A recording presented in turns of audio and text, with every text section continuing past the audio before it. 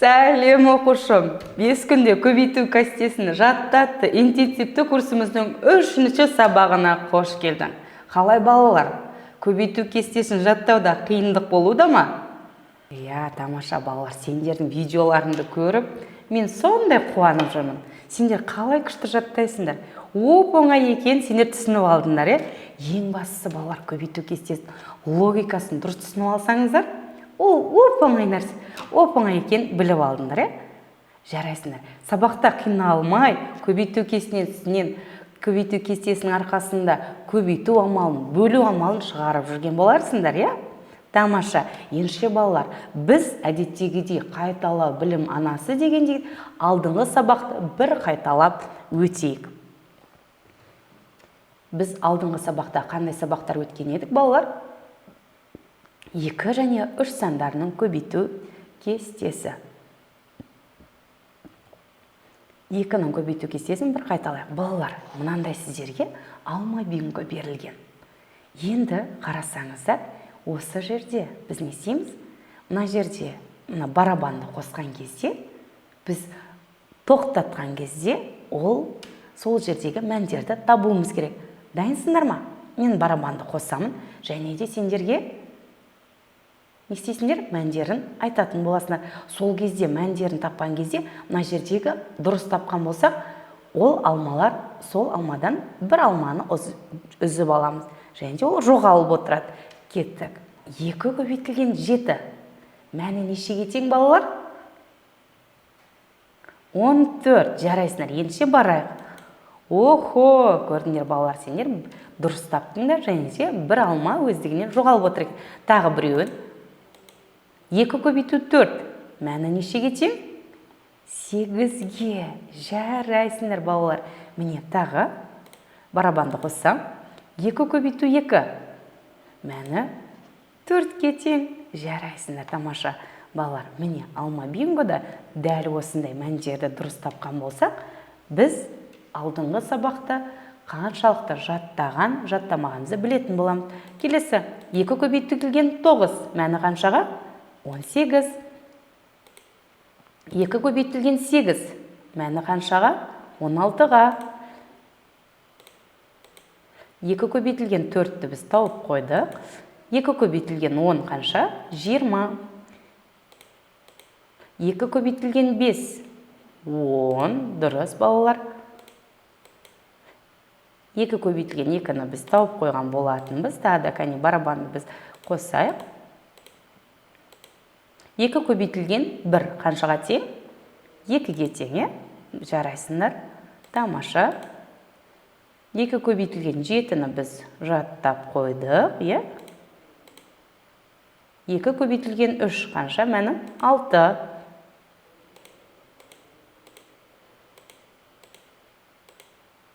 2 көбейтілген 3 қанша? 2 көбейтілген 4. Мәні қандай бізде? 12 деген мән қалыпты. Ол қанша еді, балалар? 2 көбейтілген 6, Қазір бізде. Көбейтілген 6, 12. Так, жарайсыңдар, балалар. Енді балалар, алдыңғы сабақты бір қайталап өтейік. 2 көбейтілген 2 қанша? 4. 2 көбейтілген 3. 6. 2 көбейтілген 4.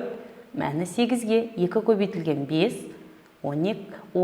2 көбейтілген 6. Мәні 12. 2 көбейтілген 7. 14. 2 көбейтілген 8. 16. 2 көбейтілген 9. 18. Жарайсыңдар, балалар. Ендеше 3 санның көбейту кестесін бір қайталап өтейік. Әдеттегіше мен барабанды қосайын. 3 көбейтілген 6. Мәні қаншаға? Дұрыс, 18. Жарайсың, балапан.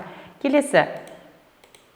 3 көбейтілген 2. Мәні қаншаға? 6-ға.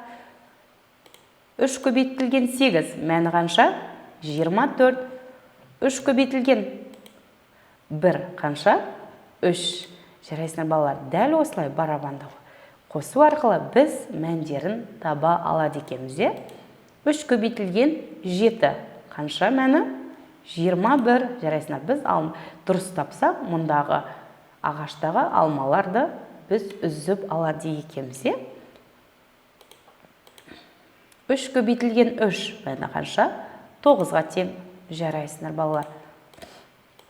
3 көбейтілген 7-ні біз тауып қойдық, 3 көбейтілген 3-те де таптық, кәне 3 көбейтілген 8-де де таптық, 3 көбейтілген 3-ті.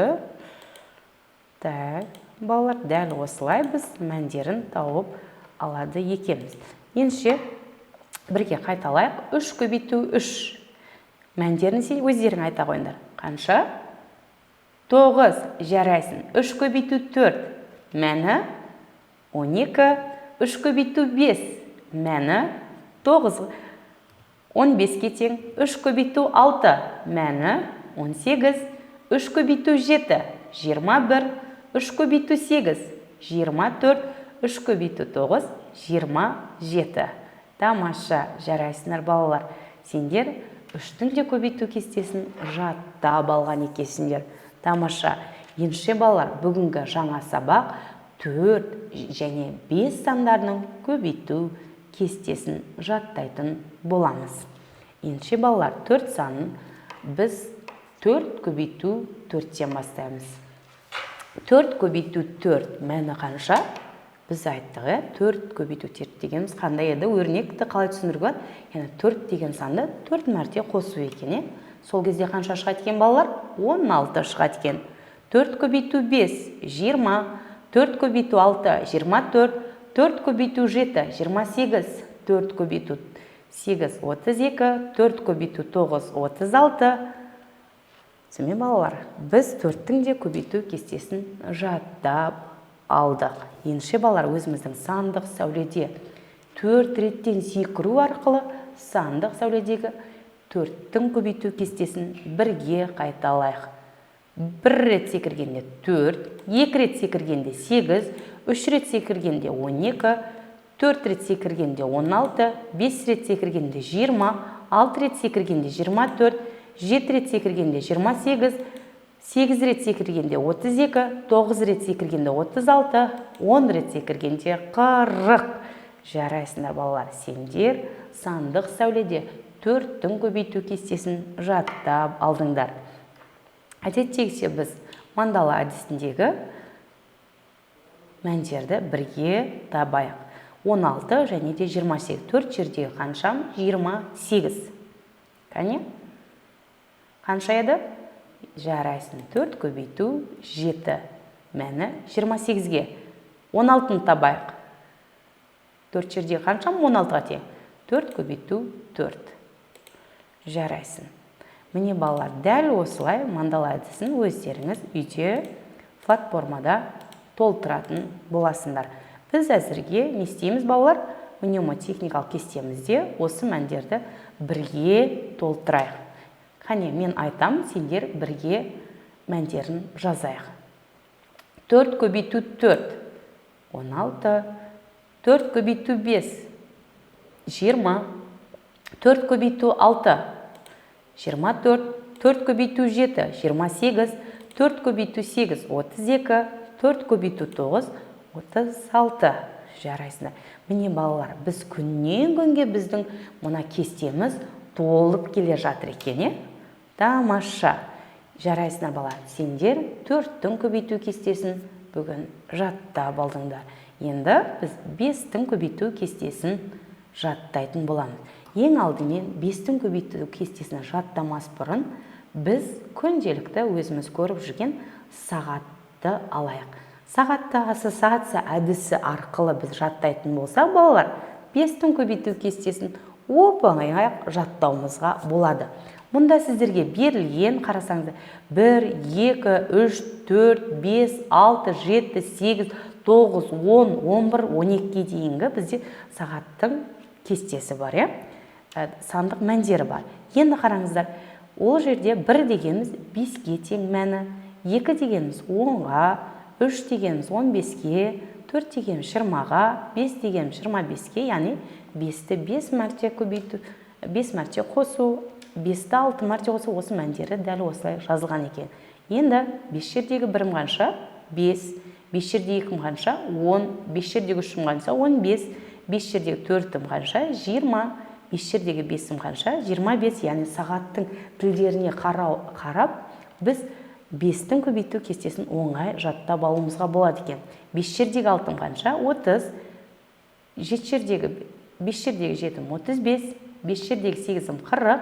5 жердегі 9 45. 5 жердегі 10 50 екен. Міне тамаша балалар. Енді бірге өздерің осы кесте бойынша өздерің айтып көріңдер. Бастайық.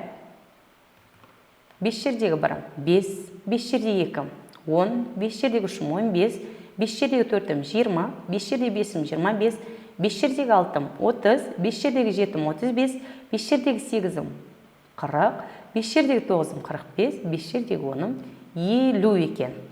Дұрыс па? Жарайсыңдар, сендер дұрыс таптыңдар. Енді байқасаңыздар, 5 көбейту 5-тен бастадық. Себеп неге? 5 көбейту 4-ті біз алдыңғы сабақта жаттап алған болатынбыз. 5 көбейту 5 қанша? 25. 5 көбейту 6 30.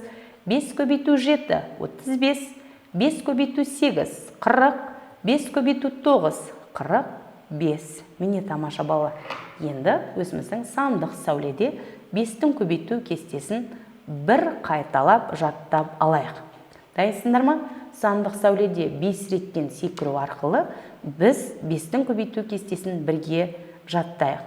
1 рет секіргенде 5, 2 рет секіргенде 10, 3 рет секіргенде 15, 4 рет секіргенде 20, 5 рет секіргенде 25, 6 рет секіргенде 30, 7 рет секіргенде 35, 8 рет секіргенде 40, 9 рет секіргенде 45, 10 рет секіргенде 50. Жарайсыңдар балалар. Сендер сандық сәуледе де 5-тің көбейту кестесін жаттап алдыңдар. Енді балалар, біз өзіміздің мандала әдісімізде осы жаттаған мәндерімізді толтырайық. Бізде ең бірінші 20 және де 35 мәндері берілген екен. Оны табайық. 5 жердегі қанша? 20-ға және де 35-ке тең. Кім айтады? Жарайсыңдар. 5 көбейту 4 20-ға тең екен. 5 көбейту 7 нешеге тең екен? 35-ке тең екен. Яғни сары түске боялады екен. Балалар қарасаңдар. Өте қызық, 5 көбейту 4 20 деген мәндердің бәрі мына жерден тауып аламыз, кәне. Аха, міне қараңыздар, олар. Енді екінші 10 және 30 деген мәндер табуымыз керек екен. 5 жердегі қаншам 10? 5 жердегі 2 10 екен. 5 жердегі қаншам 30, 5 жердегі 6. Дәл осылай балалар барлығын мәндерін дұрыс тапсақ, бұлар әртүрлі түске боялады екен. Егерде мәнін дұрыс таппаған болсақ, балалар, бұл кестеміз дұрыс боялмайды екен. Өзіміздің мнемотехникалық кестемізді толтырайық. Кәне бірге қайталайық. 5 жердегі 5 25, 5 жердегі 6 30, 5 жердегі 7 35, 5 жердегі 8 40, 5 жердегі 9 45. Тамаша, жарайсыңдар балалар. Сендер 5-тің көбейту кестесінде жаттап ал, оны мнемотехникалық кестемізде толтыра алдыңдар. Міне бізде бар болғаны аз ғана бөлікті енді жаттасақ, көбейту кестесін 100% жаттап алады екенбіз. Жарайсыңдар. Бүгін сен 5-тің де көбейту кестесін жаттап алдың. Балалар, үйге тапсырма 4 және 5 сандарының көбейту кестесін жеке-жеке жаттаймыз. Видеоға түсіріп, Instagram парақшасының сторисіне Әсем Насырәліқызы деп белгілейміз. Балалар, өте тамаша. Үй тапсырмасын барлық кураторларға жібереміз және де жұмыс дәптерін толық орындаймыз. Платформадағы тесттерді жасаймыз, яғни кім дұрыс орындаса, біз сабақтың, яғни курстың соңында сол балалар толық жаттаған балалардың барлығына марафаттау сертификаттары, мақтау қағаздары беріледі. Яғни сіздер дәл қазіргі уақытта тестті дұрыс жауап беретін болсаңыздар, ол кезде, яғни 100% аяқтады, 100% жаттады деген сіздерге сертификат берілетін болады. Сондықтан да барлық үй тапсырмаларын дұрыс орындайтын боламыз. Ендеше бүгін 3-ші күннің сабағы да өз мәресіне жетті. Сендермен болған мен Әсем Насырәліқызы. Келесі сабақта кездескенше.